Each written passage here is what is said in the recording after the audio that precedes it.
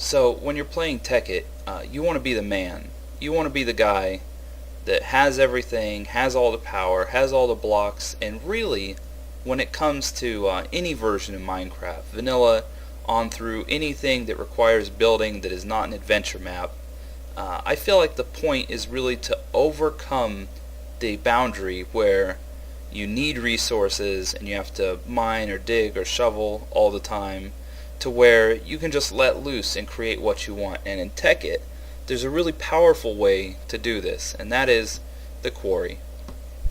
Now, over here we have a quarry set up, but you notice it's really not doing a whole lot. And for those of you that have played Tekkit, or those of you who know anything about basic engines, you will know that mostly like middle class America, this quarry has absolutely no power.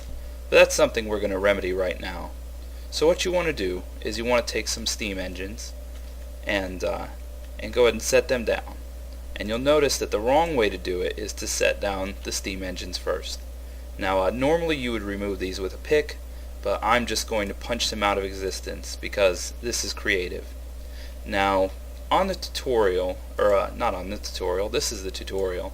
On the wiki you'll notice that it says if you have more than 3 steam engines hooked up to a single quarry while it's building the frame, which we'll see in a second, it'll cause the combustion engines to blow up. And I say this is a load of hooey. I don't know what version of Buildcraft they were talking about, but I have run this exact setup that you see in front of you, a flat 6 to borrow a car engine terminology, from start to finish, from frame to bedrock, and it has never caused an engine to blow up or even really warm up on me. So don't despair, don't sweat it.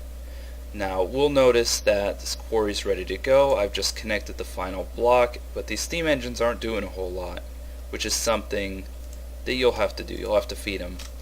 And yeah, once you get farther into Buildcraft and Tekkit, you'll find out there's ways to combine injection pipes and condenser cubes and all sorts of different ways to automatically feed these things coal. But for right now, we're going to do it by hand. And of course, now that they have fuel and they're all connected via wooden conductive pipe and golden conductive pipe, we can give this thing power and let it start running.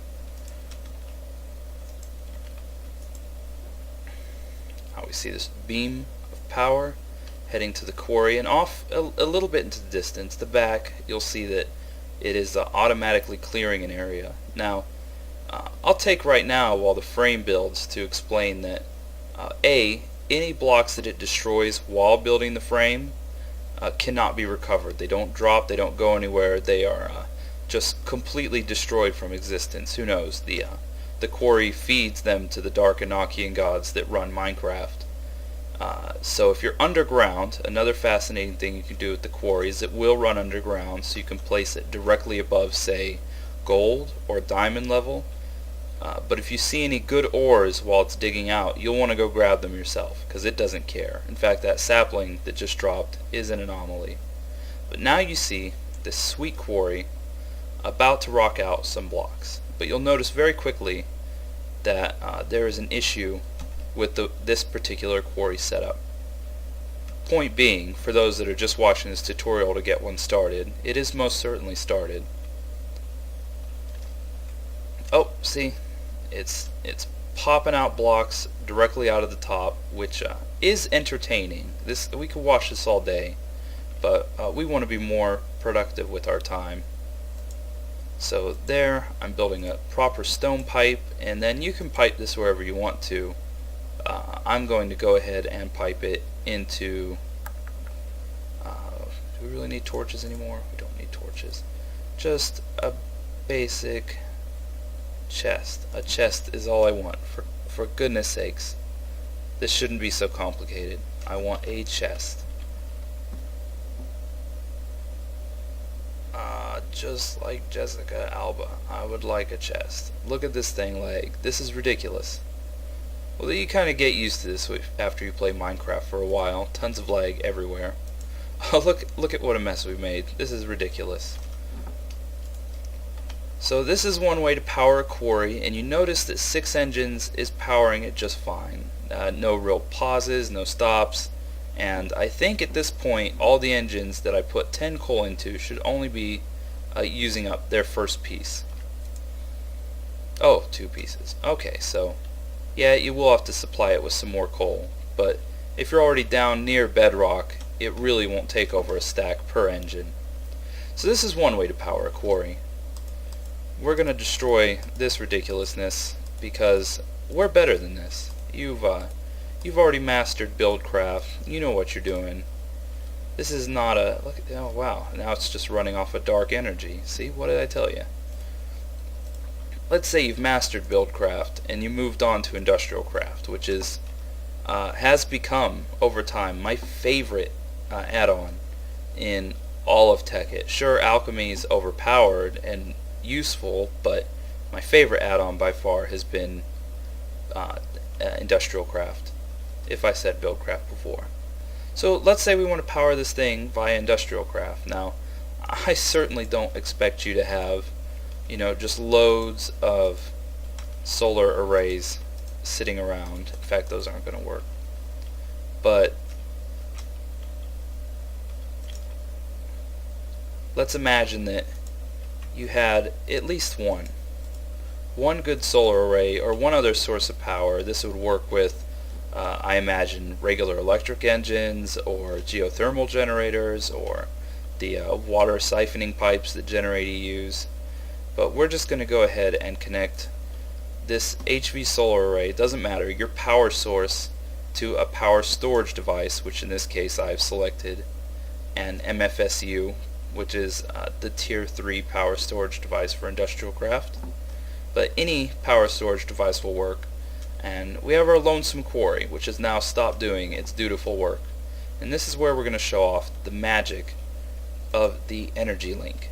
Now this is an unassuming block, 190:4, data value 4.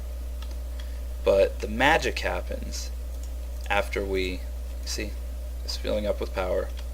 After we connect a storage device, doesn't have to be the MFSU, to it. We notice that it has come on with the little plug-in icon. Hard to see, but it's there. And we're going to treat this exactly like an engine. We're going to have a conductive pipe, take out the energy, feed it into a golden pipe, and the golden pipe will connect to the quarry.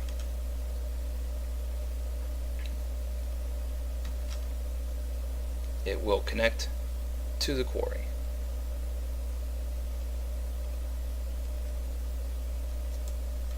Oh, I see exactly what happened. Our MFSU isn't facing the right way.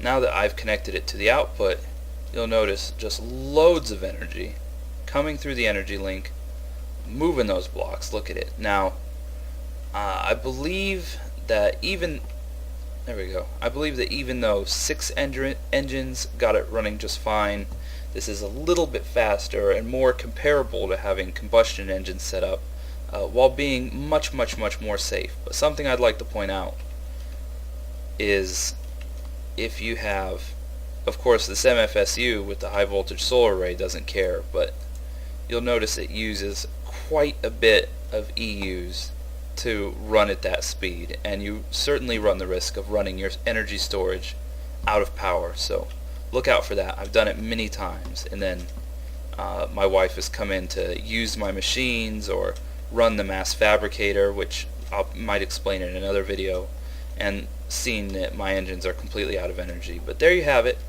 2 completely separate ways to power the quarry, which are almost equally efficient, and you can enjoy your day having all sorts of new blocks. You can alchemy them, you can build with them, you can throw them in the lava for all I care, because you have the power.